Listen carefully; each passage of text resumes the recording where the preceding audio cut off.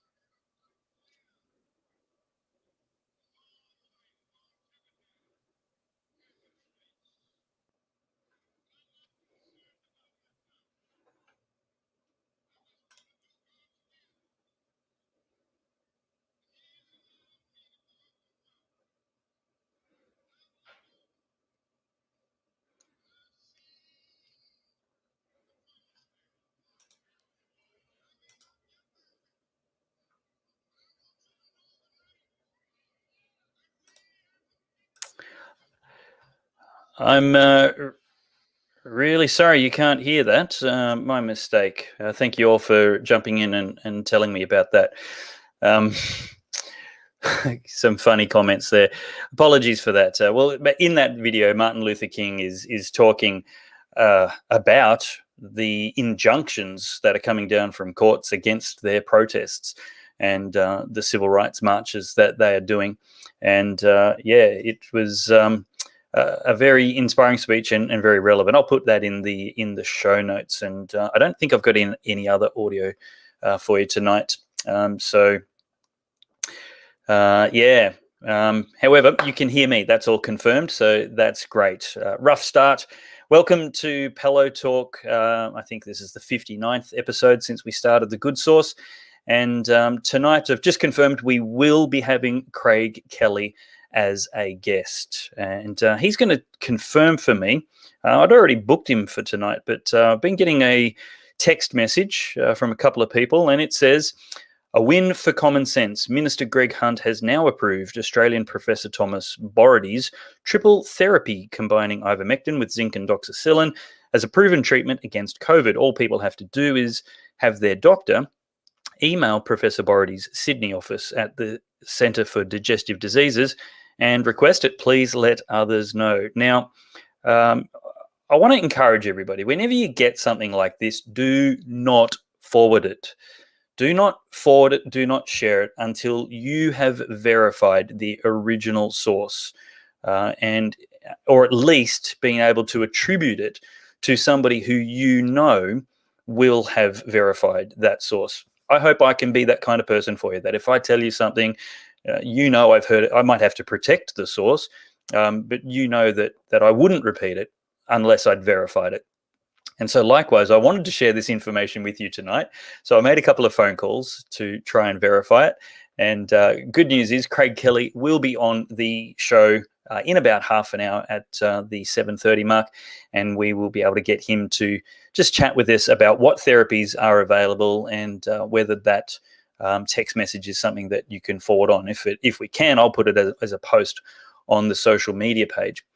Well, let's have a look. Now, something else I want to announce tonight is that Topher Field is going to be doing a show on The Good Source. He's doing his show anyway. We will be syndicating it and sharing it on The Good Source. So you'll be able to go straight to the Good Source Facebook page. You might be watching the show there already, or you might be on the Dave Pellowe page or YouTube channels. But go to the Good Source Facebook page, which is facebook.com/Good Source News. And there's a great show with Senator Malcolm Roberts on. at 8 o'clock, straight after this show finishes. I'll actually be putting the comments up at that stage, not on camera, not part of that show, but just helping produce it.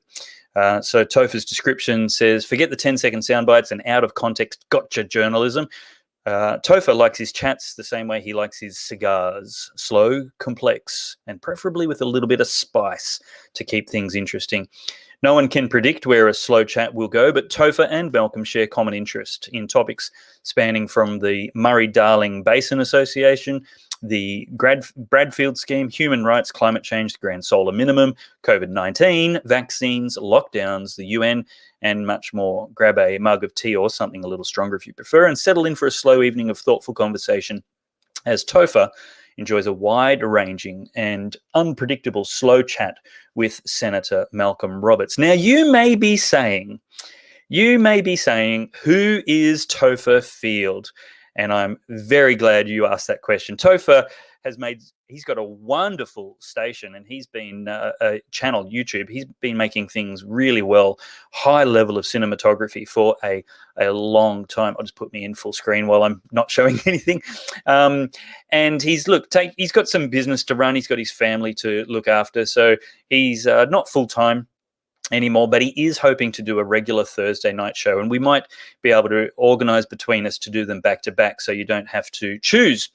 However, I'm going to show you something from Topher Field right now, and it is so on point for what I think we should be talking about as right-thinking people. So let's go back to that. And, oh, hang on. I did want to show you something extra. Right, I'm going to have to re-share this. Stop sharing screen and reshare it to make sure we've got some sound in here. Tab with audio, watch, share. All right, please, I'll be watching the comments. Let me know if you can't hear it.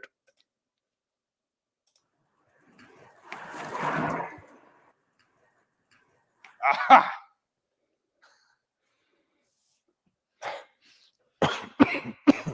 I'm hoping you can all hear this. Have you got sound? At last, a dream come true. I've been waiting a long time for this. Mind you, judging by the invitation, I was expecting something a little fancier. Thank you. Confirmed. You have an invitation? Yes, of course. You can't get in here without an invitation. Mr. Statism.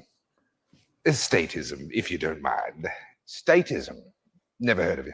That is why I am so deadly. And who are you? Only the deadliest pandemic in the history of mankind. Unprecedented, they called me. Well, I am a big fan of your work. You've killed 300 million people. If you don't mind me saying so, you aren't quite what I expected the bubonic plague to look like.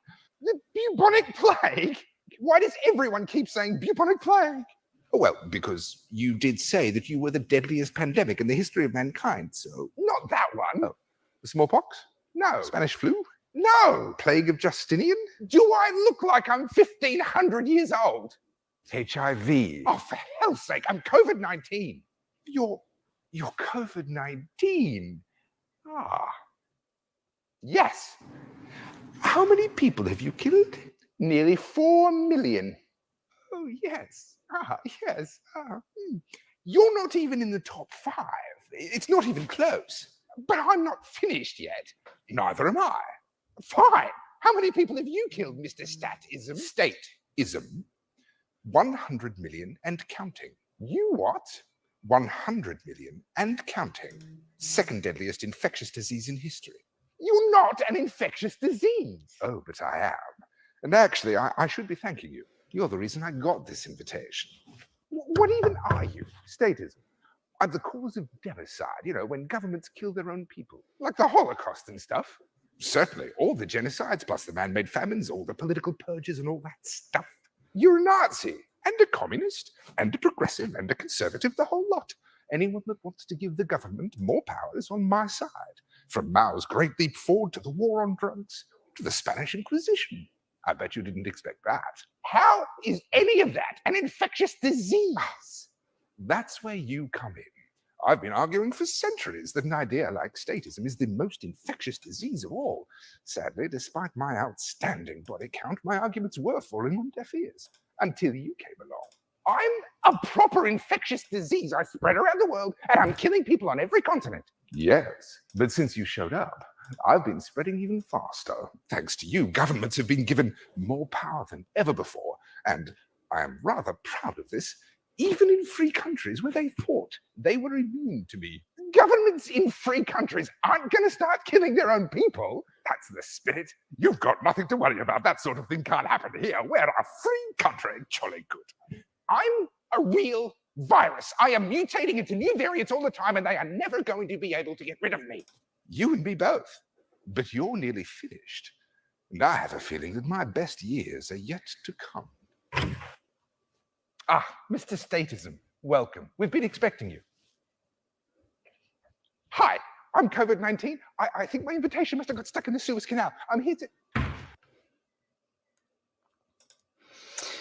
Yes, so Topher will be coming on at 8 o'clock on the Good Source. So make sure you jump onto that. Okay, entire screen 2. Brilliant. Okay, we'll try and share the audio from that. Okay, well, I did a impromptu video about this not too long ago, that nearly 1 in 10 Victorians seriously considered suicide during 2020 COVID lockdown. Of course, some of these numbers are very delayed and not up to date. There's no reason to think that that has changed at all. 9 out of the last 18 months, Victoria has been locked down. Researchers surveyed 1,157 Victorians during September 2020 and found 33.4% reported symptoms of anxiety or depression and 26.3% reported burnout symptoms. The study, published in the peer-reviewed Journal of Psychiatric Research, found 9.5% of respondents reported seriously considering suicide in the past 30 days. That's, wow. I mean, how messed up does a population need to be when 9.5%, nearly 1 in 10 people, just in the last month, seriously considering suicide? I mean, that is just it's tragic, and mental health has always been a problem. But yeah, so then we have over on RT. Australian health official flees press conference after question over spike in teen suicides as Victoria locks down again. This was just 2 days ago. Victoria's chief health officer abruptly left the stage during a COVID-19 press conference when a reporter asked about a surge in suicides among teenage girls, only for a torrent of recriminations to engulf him on social media. After calling for a mental health commander to join the Victoria Premier Daniel Andrews, himself and other high-ranking health officials for the state's COVID-19 press conferences, Brett Sutton made a hasty exit from the podium when asked how the state planned to address a sharp increase in suicides among young people. Every suicide is a terrible tragedy, but let's not be speaking as if we can attribute with absolute certainty what motivated each of those tragic acts, Andrews said, opining that the rise in deaths may have been caused by many factors other than the COVID-19 lockdowns that have deprived Australians of the chance to work, travel, visit friends and family, and otherwise experience the joy in life. The alternative is that this goes on for longer and it is harsher, or we suffer hundreds of deaths, literally hundreds of deaths from coronavirus, Sutton had reasoned before his swift departure, arguing that not locking down would deliver worse outcomes. Well, I think that is incredibly stupid. We have literally hundreds of deaths from the flu each year, and we haven't had them for the last 2 years because the PCR tests have been showing every flu is coronavirus. Potentially, they've been so overclocked, they're not fit for purpose. But this is normal.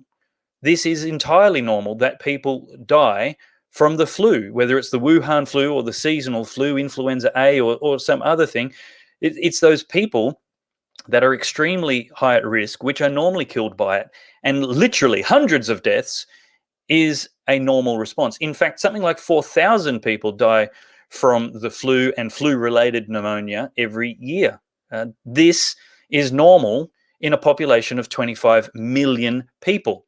What's not normal is putting people in a cage and calling it safety. I'll continue reading. Australia has had one of the toughest COVID-19 prevention regimes in the world, having earlier this month locked down the city of Melbourne for the 6th time. Previous lockdowns have seen public housing residents confined to their apartments, unable to even venture outside, cops patrolling the hallways of high-rises, and groceries having to be delivered sporadically and less than fresh to the frazzled inhabitants. The heavy-handed restrictions won Andrews the ignominious name of Kim Jong-dan. Unlike Sutton, most Australians seem confident about where to place the blame for the soaring suicide rate among teen girls, linking the increase in deaths with the oppressive lockdowns. Genius. Remarking that the country deserved better, social media users demanded the authorities be held to account. Very unlikely. Many noted that the state government didn't seem to care about the dead and dying so much as the control measures their deaths could be used to justify.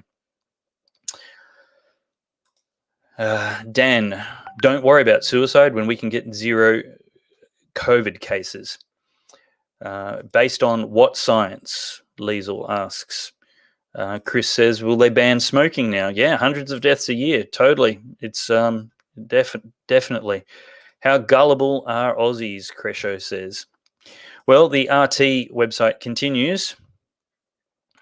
However, some were ready to defend Andrews' administration, arguing that the rise in suicides was instead the media's fault for encouraging dissent. Well, I half agree. The absolute depths of despair and hopelessness and fear driving people to suicide are definitely the media's fault. They're absolutely complicit in the government policy, which is locking us down.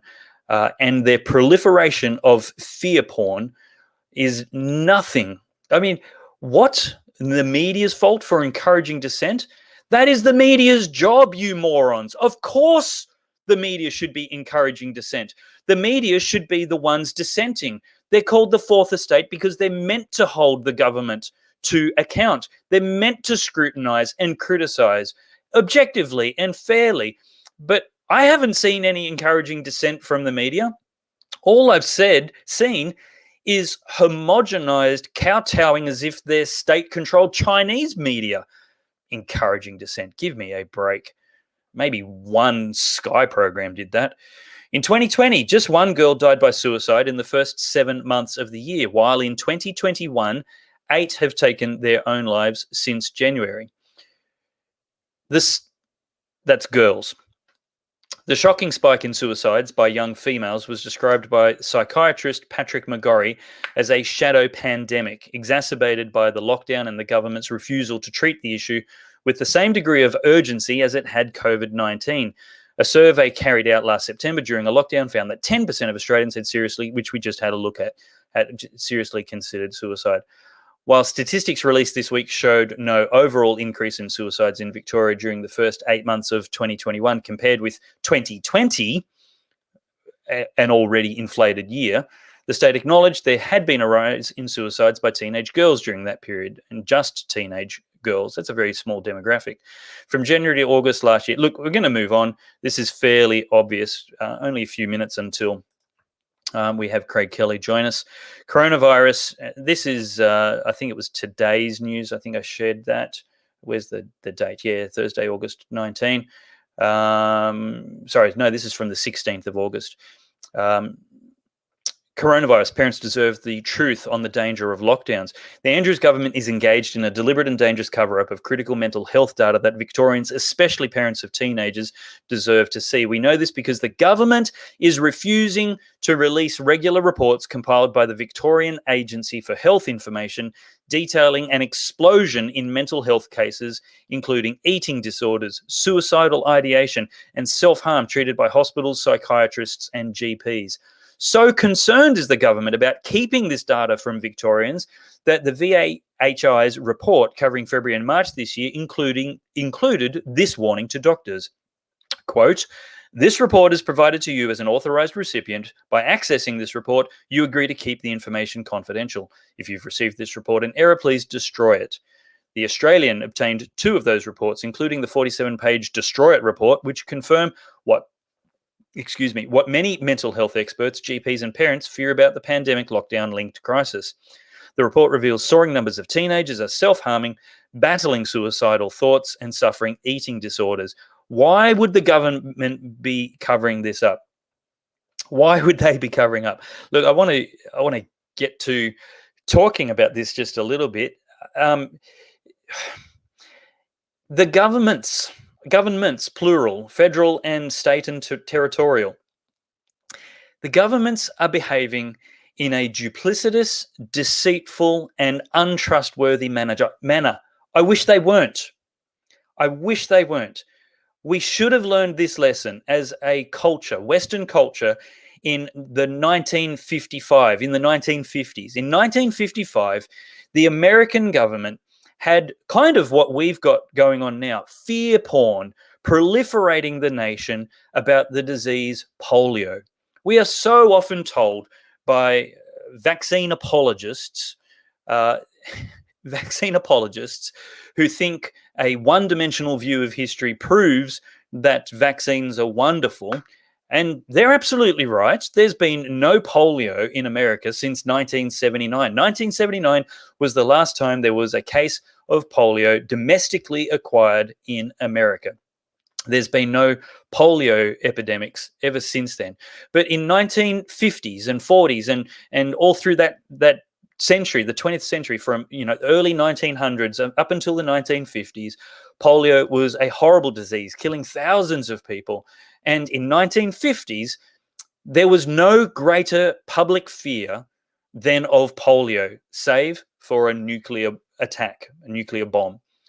So polio was a greatly feared disease. And in 1955, with great trumpets and fanfare, the American government, the Surgeon General, their chief health officer, announced, ta-da, we've got a vaccine. It's a miracle. It's wonderful. Everybody rush out and get your children vaccinated. And the government began a mass vaccination program of first and second graders in 5 states to start with. And very quickly, 6 children who had been vaccinated got polio. Does that mean vaccines are bad? No. In fact, the Surgeon General said, no relation here, nothing to see here at all, move along, everything's fine, keep getting vaccinated.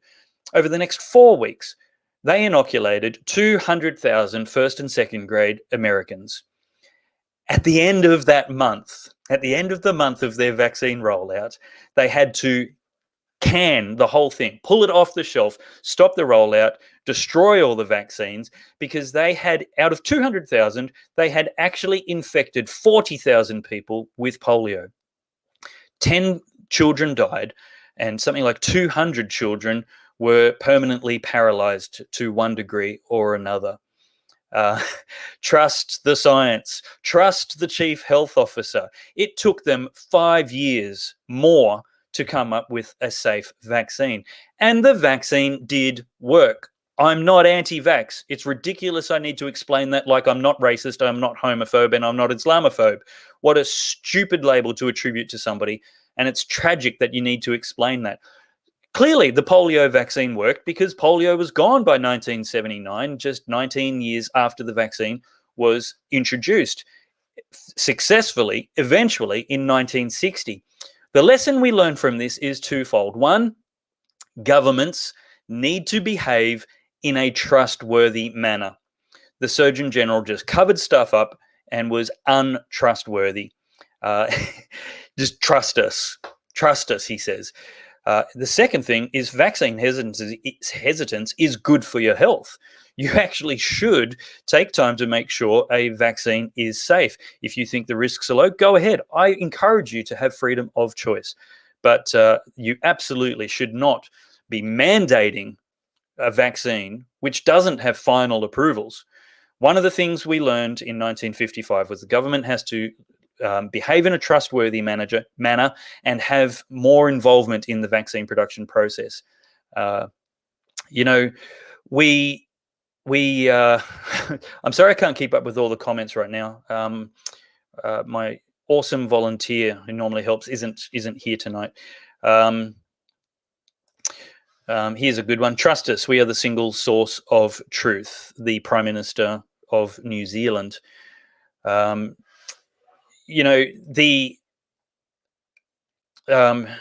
This number is interesting too. You need to tell us now how many people have died after receiving the COVID jab. It's hundreds more than 10. Look, and this speaks to the government's untrustworthy behaviour. The paradigm, the metric, the standard they have set in reporting COVID deaths included people who died with COVID. If there was a COVID infection proximal to their death, that included people who died in a motorbike crash. There is so many COVID deaths which are totally. I mean, just this last week or so, we had the fear porn media trumpeting the fact that a 15-year-old had died with COVID. It took them a good half a day to start adding the detail that he actually died from pneumococcal meningitis, which has an 8% case fatality rate in children, unlike COVID, which has a 0.3 to 0.4% fatality rate. The bottom line is that we need government to act in a trustworthy manner. For a start, AHPRA should not be censoring doctors, threatening them with deregistration if they question the science, debate the science, and criticize the science. It doesn't undermine public confidence. It increases public confidence to have a fair, free, and transparent debate. What does undermine confidence is when the science is opaque. The Surgeon General or the Chief Health Officer tells us to just trust the science when they won't tell us what the modelling includes, and we have all kinds of censorship and shutdowns so that we're not even allowed to talk about it without being labelled as an anti-vaxxer, which is the new racist / homophobe / climate skeptic. Well, somebody who knows all about censorship and all about being shut down from debate is Craig Kelly, MP. Craig Kelly is a federal member of our parliament representing an electorate in Sydney just near the Prime Minister's. And Facebook had the gall to take him off their platform, a sitting elected member of parliament facing a re-election, and we have a foreign corporate interest interfering in our elections. Well, Craig Kelly has been fighting the good fight. That's why Facebook censored him and took him off. And right now he's putting a bill to the parliament to actually talk about our rights and freedoms and address them and protect them so that the states can't mandate the vaccine. Welcome to Pellowe Talk, Craig. It's wonderful to have you with us. Hang on, I can see you in the preview there, but have you got a bad connection maybe? You might have to pop out and pop back in. Can you just wave your hand? I can see you in the thumbnail. Yeah. No, it seems to be. You got. Okay, I can hear you barely, but we've got a black screen. It seems to be frozen. Is there a chance you can get a stronger internet signal?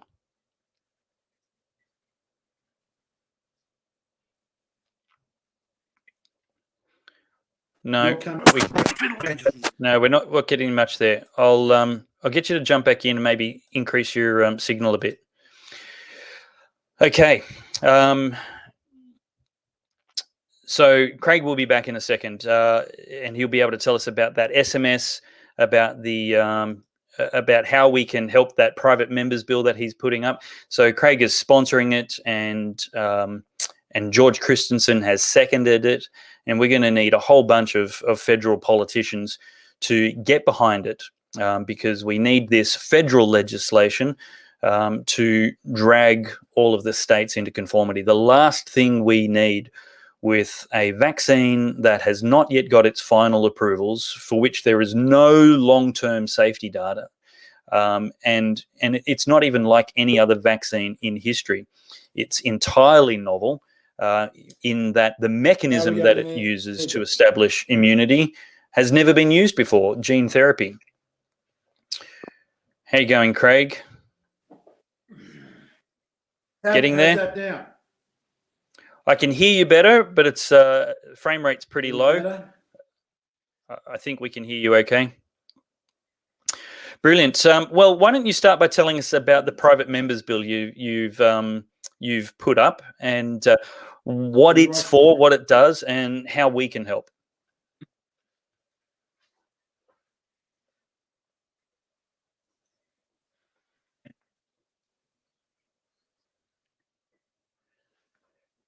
Are you there? Can you hear me okay? Okay. Because your private members bill is any member of Parliament can introduce it as what a proposed law would be. I introduced the bill a couple of weeks ago. Parliamentary. Can you find? I've been below in. No good. Still no good. No, it's very patchy still. No, David. No, it's very patchy still. Sounds like you're with us. How about I try on the okay, let me try on. How about I try on? Yeah, if you just try on your phone, we might be able to just do it handheld. Let me just try on the mobile phone. See if that okay. give me any better. I'm on an iPad at the moment. I'll kick your iPad out and you can rejoin us. Okay, apologies for the technical delays. Thank you for bearing with us. Please share. This is very, very important. Okay, he's coming back in now. One of the things I can share with you while Craig just reconnects is this wonderful letter that I got from Craig's Telegram page. I encourage you all to find Craig Kelly's channel on Telegram because what Facebook will not want you to see, we can get around sack Facebook and follow good information sources on Telegram directly, both the Good Source and I am there. So this is from the unions, and I'll just read the highlighted part so we can get back to Craig. Released yesterday, the unions of Queensland have said Queensland construction unions oppose any blanket no jab, no job laws which would penalise workers and remove a person's right to make informed personal choices. Workers should not be punished for acting according to their own personal circumstances and conscience. Any employer found to be illegally coercing workers, however, will be dealt with by BTG unions to the full extent of the law. Well, hip, hip, hooray, and thank you to unions. I don't know that I and the CFMEU would have much in common very often, but on this, we are one. Welcome back, Craig Kelly. How's that? Is that reception any better? Nice and loud and nice and smooth. It's fantastic. Great job. Worth persisting. Mm-hmm. Tell us about the private members bill. What does it achieve, and what's it hope to achieve, and how can we help? Okay, what I wanted to put into before the Parliament was legislation copied on what Governor DeSantis had legislated in Florida that would simply make it unlawful for there to be any form of domestic passport or any form of discrimination in this country. It's a very simple principle. I do not believe that when you go out in public within the boundaries of Australia, that there should be some government official or someone there saying, show me your papers, show me your health papers. And you have to prove that you've had some medication or you haven't had some medication. No Australian worker should be threatened to lose their job if they have or haven't had any medication, let alone a vaccination of a material that we know is experimental. Mm-hmm. We have no, people. I listen to people all day long on the television rabbit on about this, but the facts are that we have zero long-term safety data about these vaccines. Now, that's not an anti-vax position. I've had many vaccines, and if I went and trod on a rusty nail, I would rush out and get a tetanus vaccination. But because we know those tetanus vaccinations have safety data going back over 30 years. But the reality of life is these vaccinations do not have any long-term safety data, and therefore, clearly, it should be an individual choice if someone wants to take it or doesn't want to take it. And we shouldn't be forcing people to take it to keep their jobs. And you shouldn't have to show your health papers to enter a nightclub or a football stadium or a cafe or a concert hall or the opera house or to get on a plane to fly interstate. To me, that's not the type of Australia that I want. So that's what I've got in the post. So it simply makes two things. It makes discrimination based upon your vaccination status illegal, and it also it prohibits the Commonwealth from creating any type of vaccine passport or vaccine documentation as well. So if this law was passed through Parliament, all these things we hear about, I see you mentioned the CFMEU in Queensland, and I tell you what, I don't think I've ever agreed with the CFMEU in my life, but on this one, I stand with the CFMEU together, hand in hand. They're absolutely right. So if this law was passed through Parliament, all this talk about vaccine passport would be end. And again, it's not something that I've uniquely crafted or created or some unique thing. It's based upon the law in the state of Florida. Brilliant. From Governor Sanders. So it's we've modelled it off that, and that's what we're putting towards the Australian Parliament. Now, the problem we've got at getting it through is that even though it's a bill, the government and the Prime Minister can decide if or when that bill is brought on for debate, and if and when it's brought on for a vote. Now, my concern is the Prime Minister doesn't seem to want to even debate these issues, let alone have a vote on them.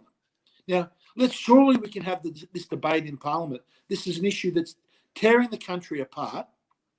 Now, let's have the debate. Let's have it as a conscience vote on both sides of politics, and let every member of Parliament stand up and work out what side are they on. Are they on the side of freedom and liberty and individual rights, or are they on the side of coercion? That should be the test. Now, I know there's many people on the Liberal side of politics that would vote with me on this bill, but we're never going to find out unless the Prime Minister has the courage to put it before the Parliament and let it be debated. Yeah. No, 100% agree. Now, as to the alternative therapies, before I move on to alternative therapies, what can we do to support the bill? Well, what help do we need? Do you need from us? Is to contact your local member of Parliament and say, do you support Craig Kelly's no vaccine passport bill? Will you argue for it to be brought on for debate and a vote? Yep. They say no, or they give some obscure answer. Write to your member of Parliament and say, if that's the case, at the next election, I will vote against you. All my friends and my family will vote against you. I'll actively campaign against you. I'll be donating money to your political opponents.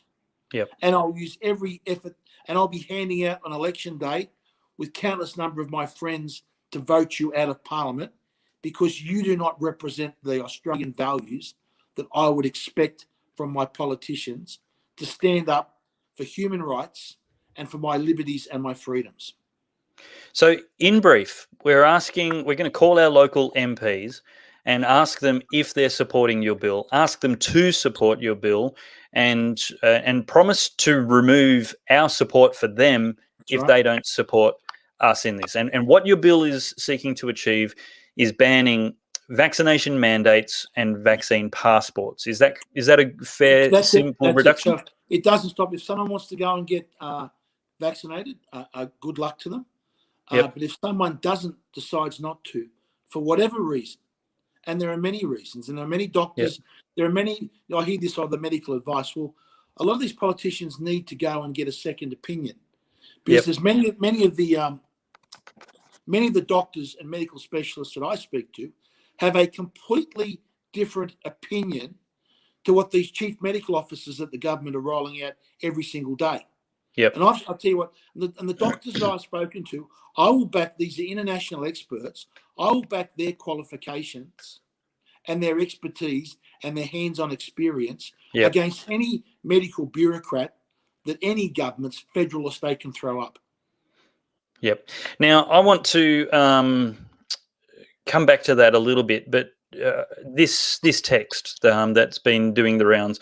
A win for common sense. Minister Greg Hunt has now approved the Australian Professor Thomas Borety's triple therapy combining ivermectin with zinc and doxycycline as a proven treatment against all COVID. All people have to do is have their doctor email Professor Borety's Sydney office and request the protocol. Please let everyone know. Is that great breaking news that we can share and confirm? It's firstly, it is a proven treatment.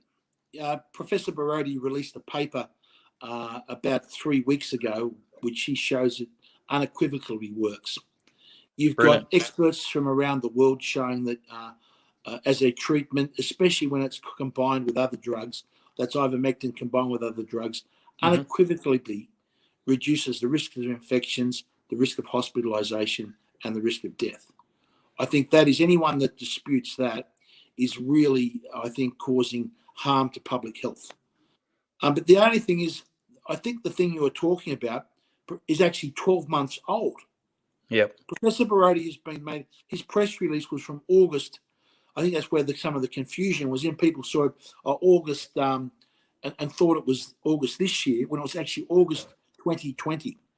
Remember, ivermectin is a lawfully available drug under prescription in Australia. So doctors are able to prescribe ivermectin both for certain conditions, and they're also able to prescribe it off-label. So none of that has changed throughout the pandemic. Doctors are always able, if a doctor does his homework, does his research, speaks to other people like Professor Borety, speaks to other doctors in America and around the world that are using this, looks at the safety parameters, and the doctor is free in Australia to say, hey, look, I think this is worth a try. Yep. Now, I've actually spoken to... Yeah, I've spoken to my doctor, Craig, and he has written me a prescription for those preventative and reactive treatments. It's called a private prescription. And I asked him, would any doctor prescribe this? And he said, if you went to a doctor and asked them specifically for this with a private prescription, you won't get it on the PBS, you won't get it through Medicare. Correct. You'll have to pay full price, but it's off patent, so it's super cheap. Yes. He said he can't imagine any reason why a doctor wouldn't. So, guys, I encourage you, if you have comorbidities, have a chat to your GP and ask for some of these. We'll put some... I, as a politician, and this is what frustrates me, I see many politicians coming out giving medical advice about what people should be treated with.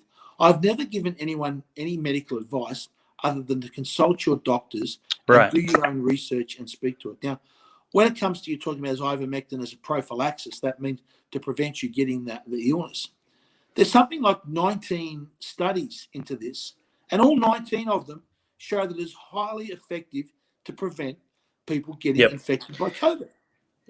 Now, this is the next thing I want to talk to you about. We've got a government right now which is fighting the good fight, waging the war, and all those highly evocative, manipulative metaphors, justifying emergency powers to abuse the nation. And they're investing money at any cost and extreme to find treatments and therapies.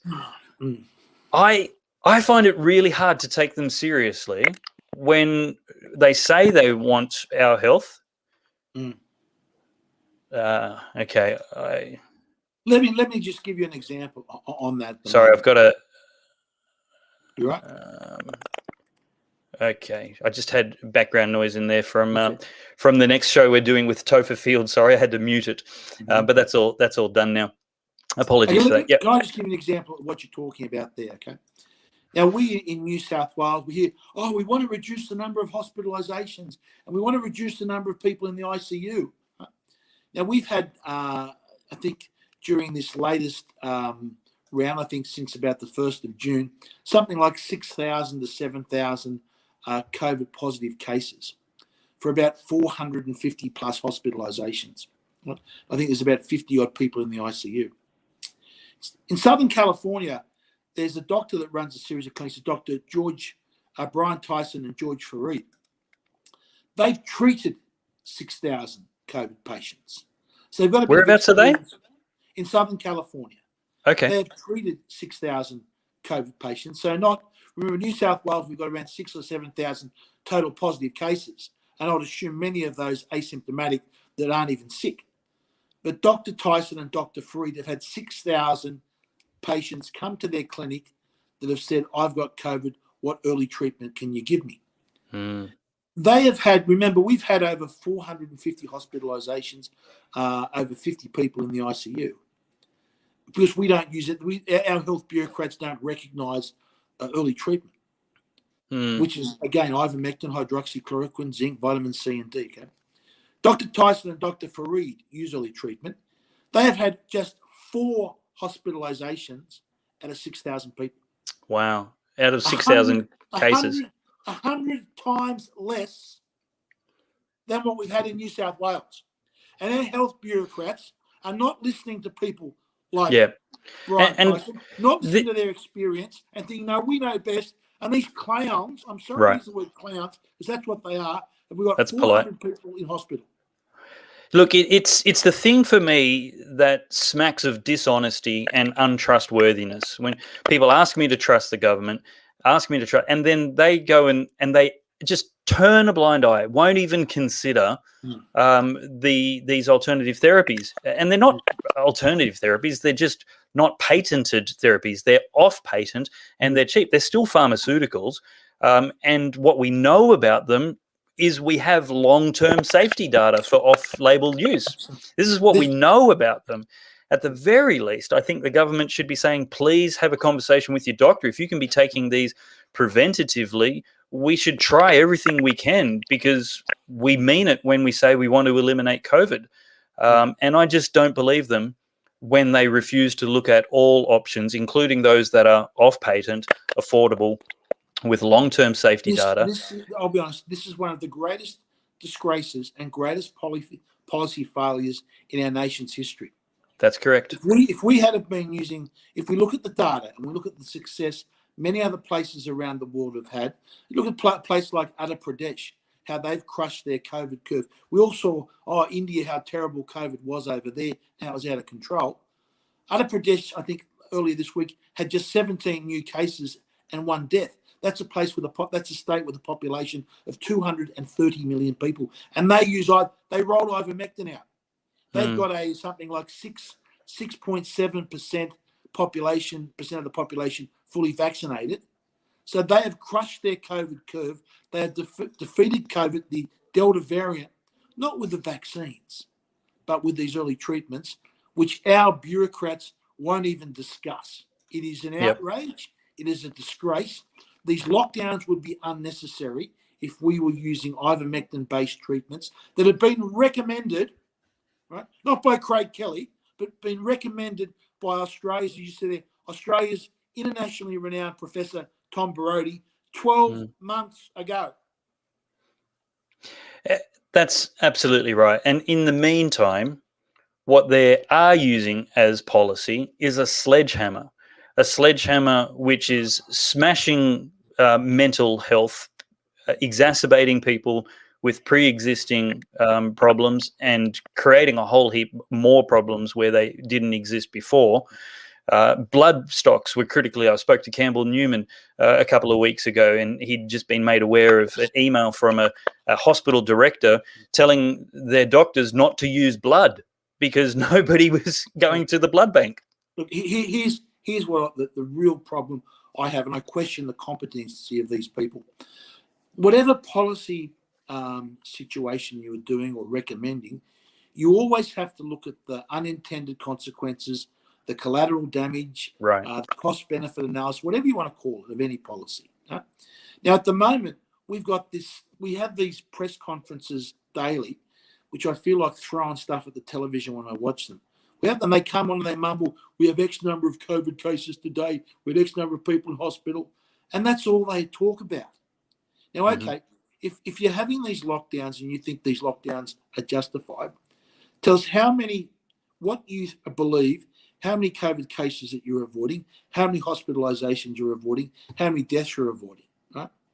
And then if you used early treatment, what would that come back? Now, on the other hand, what are the costs of these lockdowns? What is the economic cost to start with? How many in the years? We're now over $1 trillion in debt in this nation. Yep. That's a million millions in debt. That's all going to be repaid and with interest. So that means in the years and decades to come, we'll have less money for hospitals and less money for schools because they'll have to go to repaying the money that we are spending now. What's the cost of that? What's the cost of the damage to children's education? Missing out on so much education. What is the damage to mental health? What is the cost of the suicides? What is the cost of the bankruptcies? What is the cost of people having postponed getting other illnesses diagnosed and treated? What are all these costs in society? Where obviously it looks like the economy is going to be pushed into recession because of these government policies. We know when you have a recession that you get increased mental health, people lose their jobs, you have increased suicide rates. What are all the costs of these lockdown policies? And then show me where you believe that the benefits outweigh the costs. And they have a listen because they're not doing it. Have a listen to this that I wrote a year ago with the red bits hyperlinked with references and resources. Prior to the latest round of home detention, remember this is August last year, those models estimated suicides could rise by 750 to 1,500 deaths per year, with rural and regional areas suffering the most. According to a statement from Beyond Blue, quote, through July, as Victoria reintroduced stage 3 restrictions in some locations, contacts about anxiety spiked 50% and contacts about depression doubled 200%. Data, not expert guesses, collected in England shows attendance at hospital emergency departments has halved since the pandemic was announced, causing their health systems leaders to urge people to get treatment. They are deeply concerned that people who are suffering serious problems such as strokes and heart attacks today are failing to seek treatment. The lockdown is adversely affecting children's health too. According to a leaked NHS email, doctors are even reporting children coming in late with ruptured appendixes and blood poisoning. There's been a huge reduction in cancer screenings. Richard Sullivan, a professor of cancer and global health at King's College London, warned the impact on years of lost life could be quite dramatic, given cancer patients tend to be younger than those dying of coronavirus. Later diagnoses for conditions like cancer may not show up in death figures for another year or two. By the way, Craig, your picture's upside down right now. I know, I'll just put a quick little bit of charge in the phone. There we go. We should be okay. Keep right. charging. You got another minute. Analysis by the Institute for Fiscal Studies notes a 1%. This is what you were saying, Craig, made me open up this article. A 1% drop in employment, a 1% drop in employment leads to a 2% increase in chronic conditions such as obesity and diabetes, affecting the poorest in society the most. But as long as they don't die this year of or with coronavirus, right? Yeah. This is the appalling. You still got me on the screen? Yep, we can see you. Good. Okay. This is the appalling situation we've got. There is no analysis of this data, and there is no comparison to make sure that the costs of these lockdowns outweigh the benefits. And I think if you add in what you can achieve through early treatment, which has been shown by the medical evidence, by the peer-reviewed science, by practical examples of Dr. Tyson and Dr. Farid, by real-life examples of places like Andhra Pradesh and Mexico and places in Peru and South America that have used these treatments. If you look at all those things, there is no way I could see you could even go close that the benefits of these lockdowns would outweigh the risks. But we're not even having the debate. Absolutely right. We can't even have the debate. Every time I go on somewhere that I pick up a newspaper, Craig Kelly's spreading COVID misinformation. I say, I'll debate anybody, anytime, any place. Bring all your experts. I'll bring my experts as well. And let's have a debate and let the Australian public decide. But as you said, we've got this APRA group. I've spoken to many doctors that think we are doing exactly the wrong thing, but here they're silenced. Yep. If they speak out and say, I think the government's doing the wrong thing, they lose their license and their livelihood. Yeah, 100%. How is that a democratic society? Craig Kelly, you can find him on Telegram, Craig Kelly. Is that the best place you like to be putting out information, Craig? So I had a great Facebook page. I had a 100,000 people following the Facebook page. It was the most followed political page in the country. It was getting over 1 million. I was getting over 1 million interactions a month. So that's not that's just views. 1 million likes, shares, or comments a month. And Facebook didn't like what I was saying. So we've got the situation where a foreign, as you said, a foreign tech billionaire Oh man, that's is able to censor an Australian politician. yeah, it's foreign political interference, and it's more overt and obvious, and not a theory like the Russian collusion hoax. This is the real deal. But you're up to 27,000 followers there now, so guys, get on Telegram and follow Craig Kelly. Craig, thank you so much for your private members bill. We will be calling our local politicians and pressuring them to support it or find a new job at the next election. Thank you so much for your time tonight. Thanks, David. We've got to fight. Fighting is important. Speak to you soon. Indeed, for the sake of others, not ourselves, for this nation. Thank you very much, sir, and have a good night. We'll see you soon. Thanks, David. All the best. Bye-bye. Well, that was Craig Kelly. What a hero. I just love somebody who's prepared to, I mean, he has sacrificed his career for the sake of his convictions. That's what I want a parliament full of, people who will fight for what they believe in, tell us what they believe in, and not play games, not play silly games. Look, I want to trust the government. I want to believe the government. I'm not an anarchist. I believe we need some small government, but they are just behaving in such an corrupt, untrustworthy way. Look, we have to go.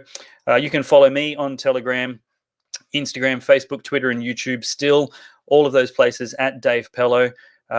You will find true source of information here where we try to be honest, dispel myths and fake news that come from our side or theirs. If you can be part of supporting that, I'd be super grateful. Just head to goodsource.news/support. And make sure you send your stories of hurt and suffering to me. I want to tell those stories. These are the things that are going to change the minds of those people who have got fingers in their ears when it comes to the Constitution, science, and just basic morality. And appreciate your watching tonight.